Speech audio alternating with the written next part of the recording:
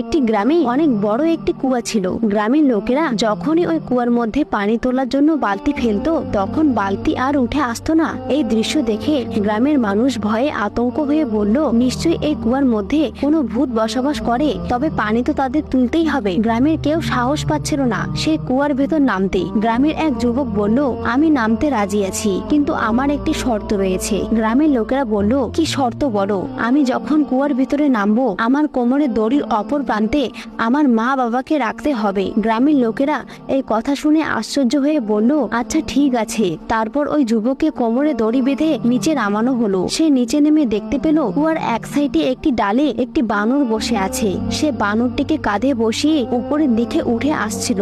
এই সময় কুয়ার ভিতর অন্ধকার থাকায় তাকে ভূতের মতো দেখাচ্ছিল। দড়ি ধরে থাকা লোকগুলো ভয়ে আতঙ্ক হয়ে দড়ি ছেড়ে পালিয়ে গেল। শুধুমাত্র তার বাবা ও মা দড়ি ধরেই থাকলো। এই দৃশ্য দেখে গ্রামের লোকেরা বুঝতে পারলো ছেলেটি কেন দড়ির অপর প্রান্তে তার মা বাবাকে রাখতে চেয়েছিল। কারণ বিপদের সময় সবাই ছেড়ে গেলেও মা বাবা কখনো ছেড়ে যাবে না।